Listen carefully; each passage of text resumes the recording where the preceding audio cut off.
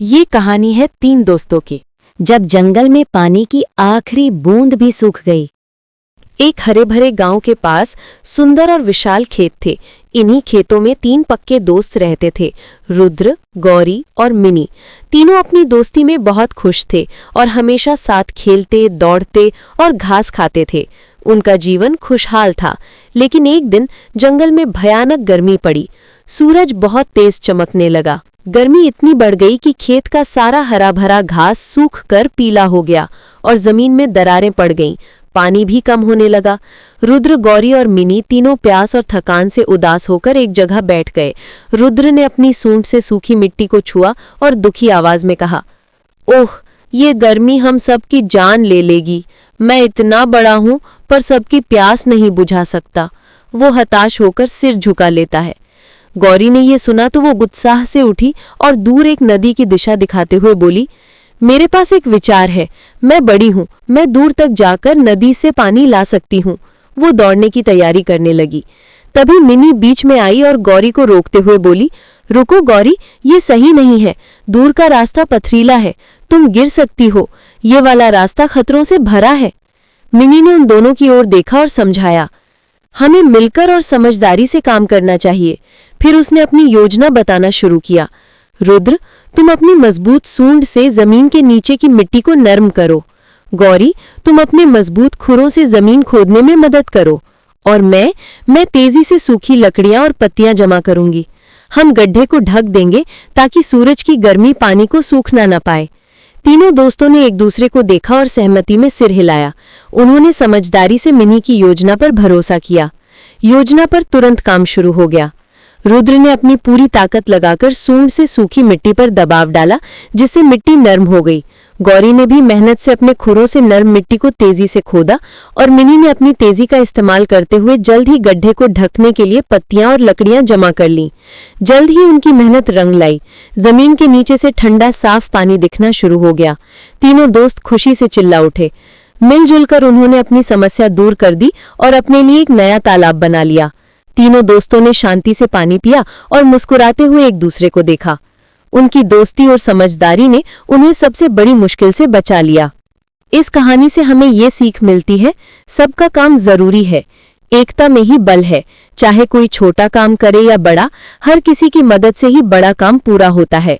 किसी के काम को बेकार मत समझो। अपने आसपास जो चीजें मौजूद हैं, उनका सही इस्तेमाल करना सीखो। चीजों को बर्बाद मत करो, बल्कि अक्ल लगाकर उनका बेहतर उपयोग करो। अगर आप चाहते हैं कि आपके बच्चों तक अच्छी सीख पहुंचे, तो रुद्रा एलिफेंट को लाइक सब्सक्राइब करें। जंगल के गहरे हरे भरे हिस्सों में हाथियों का एक बड़ा झुंड रहता था। इस झुंड में एक छोटा गोल मटोल और चंचल हाथी का बच्चा था, जिसका नाम था रुद्रा। रुद्रा अपनी माँ से बहुत प्यार करता था और उसकी माँ चंपा भी उसे अपनी जान से ज्यादा चाहती थी। रुद्रा अक्सर अपनी सोंड में पानी भरकर खेलता, मिट्टी में लोटपोट होता और अपनी माँ की बड़ी बड़ी टांगों के बीच छुपकर सुरक्षित महसूस करता था। उसकी दुनिया पूरी थी, माँ के प्यार से भरी हुई। लेकिन एक दिन जंगल में एक भयानक तूफान आया। हवा इतनी तेज थी कि विशाल पेड़ भी हिलने लगे और मूसलाधार बारिश ने जमीन को दलदल बना दिया। हाथियों का झुंड भागने लगा, सुरक्षित ठिकाने की तलाश में। भागम भाग में रुद्रा की छोटी टांगें तेजी से दौड़ रही थी, लेकिन वो अपनी माँ से बिछड़ गया। जब बारिश थमी और रुद्रा ने आंखें खोली, तो उसने खुद को बिल्कुल अकेला पाया। चारों ओर सन्नाटा था और माँ की परिचित गंध कहीं नहीं थी।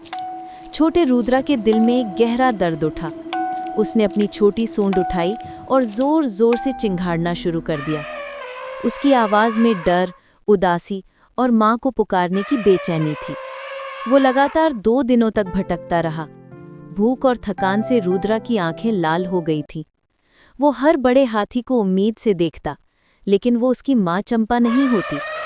तीसरे दिन जब वो लगभग हार मान चुका था और एक बड़े पेड़ के नीचे बैठकर रो रहा था, तभी उसने दूर से किसी के आने की आहट सुनी। एक फॉरेस्ट ऑफिसर, जिसका नाम आलोक था, उसे अकेला और थका हुआ देखकर रुक गया। आलोक को लगा जैसे रुद्रा की आंखों में आंसू हैं। रुद्रा शुरू में तो डर गया, लेकिन जब आलोक ने प्यार से उसकी सूंड को सहलाया और उसे पानी दिया तो रुद्रा को महसूस हुआ कि ये इंसान उसे नुकसान नहीं पहुंचाएगा। आलोक रुद्रा को अपने साथ ले गया जहां उसे बाकी बिछड़े हुए जानवरों के साथ रखा गया था। आलोक ने रुद्रा को दूध पिलाया, उसके घावों को साफ किया और रात को उसे अपने सीने से लगाकर सुला दिया। रुद्रा को अपनी माँ की याद आती थी, लेकिन आलोक की देखभाल ने उसके जख्मों पर मरहम लगाया। रुद्रा अब आलोक को ही अपनी नई माँ मानने लगा था। जब भी आलोक दूर जाता, रुद्रा अपनी सूंड से उसके कपड़ों को पकड़ लेता, मानो कह रहा हो, मुझे छोड़कर मत जाओ। लेकिन आलोक जानता था कि रुद्रा की असली जगह जंगल और उसका परिवार है। कुछ हफ्तों बाद आलोक को हाथियों के एक बड़े झुंड की खबर मिली जो उस इलाके में वापस आया था। आलोक ने रुद्रा को अपनी जीप में बिठाया और झुंड के पास ले गया। जैसे ही रुद्रा को झुंड की खुशबू मिली, वो बेचैन हो गया। आलोक ने रुद्रा को जमीन पर उतारा। रुद्रा अपनी पूरी ताकत से भागा और दूर से आती एक परिचित चिंगाड़ की आवाज़ सुनकर वहीं रुक गया। ये उसकी माँ चंपा की आवाज़ थी। चंपा ने अपने बच्चे की आवाज़ पहचान ली थी। वो तेज़ी से रुद्रा की ओर दौड़ी। जैसे ही वे दोनों मिले, चंपा ने अपनी विशाल सूंड से रुद्रा को कसकर लपेट लिया, मानो कह रही हो, मेरे बच्चे, तुम कहाँ थे? रुद्रा ने भी अपनी सूंड से अपनी माँ को गले लगाया। ये मिलन इतना भावुक था कि आलोक की आंखों में भी आंसू आ गए। रुद्रा ने एक बार मुड़कर आलोक को देखा और अपनी सूंड ऊपर उठाकर एक प्यारी सी चिंगाड़ निकाली। ये धन्यवाद कहने का उसका तरीका था। फिर वो अपनी माँ के साथ सुरक्षित और खुश अपने झुंड की ओर चल दिया। आलोक मुस्कुराया। उसने एक छोटे से दिल को वापस उसका भर दे दिया था। रुद्रा अब अकेला नहीं था। उसका दिल फिर से खुशियों से भर गया था। जंगल में फिर से रुद्रा की चंचलता और खुशहाली गूंज उठी। कहानी का संदेश: सच्चे प्यार और देखभाल का बंधन किसी भी दूरी या दुख को मिटा सकता है। आलोक ने रुद्रा को न केवल बचाया, बल्कि उसकी देखभाल भी की, बिना ये सोचे कि वो एक जानवर है। सीख: दया का कोई धर्म, जाति या प्रजाति नहीं होता। सच्चा इंसान वही है जो दूसरों की पीड़ा समझे, चाहे वो किसी भी रूप में हो। अगर आप चाहते हैं कि आपके बच्चों तक अच्छी सीख पहुंचे तो रुद्र एलिफेंट को लाइक सब्सक्राइब करें। गर्मियों के दिन थे। पानी न होने के कारण जमीन सूखी पड़ी थी। नन्हा हाथी एक पेड़ के नीचे बैठकर मजे से जूस पी रहा था। तभी उसने आसमान की ओर देखा और समझा कि जल्द ही जंगल में बारिश होने वाली है। छोटे हाथी ने सोचा कि क्यों न बारिश का पानी जमा किया जाए ताकि गर्मी में किसी को प्यासा न रहना पड़े। छोटे हाथी ने अपनी छोटी लेकिन मजबूत सूंड से जमीन खोदना शुरू किया और बहुत ही कम समय में एक बड़ा तालाब बना दिया। फिर छोटे हाथी ने आसमान की ओर देखा और तुरंत ही बहुत तेज बारिश होने लगी। ये तालाब देखते ही देखते पानी से लबालब भर गया। सबसे पहले छोटे हाथी ने खुद पानी पिया और फिर जंगल के बहुत सारे जानवर भी उस तालाब पर आए और पानी पीकर अपनी प्यास बुझाई। छोटे हाथी ने यहीं नहीं रुका। उसने सारे जंगल में नए पेड़ लगाए और उसी तालाब से अपनी सूंड में पानी भरकर उन पेड़ों को सींचा। देखते ही देखते उसका पूरा जंगल हरा भरा और सुंदर हो गया। कहानी का भाव: दयालुता, मेहनत और साझा करने की खुशी। इससे सीख मिलती है कि सच्ची खुशी दूसरों की मदद करने में होती है। मेहनत और लगन से हर बड़ा काम किया जा सकता है। प्रकृति की रक्षा हमारा कर्तव्य है। छोटा सा दिल, बड़ा सा काम, यही है असली महानता। अगर आप चाहते हैं कि आपके बच्चों तक अच्छी सीख पहुंचे तो रुद्र एलिफेंट को लाइक सब्सक्राइब करें।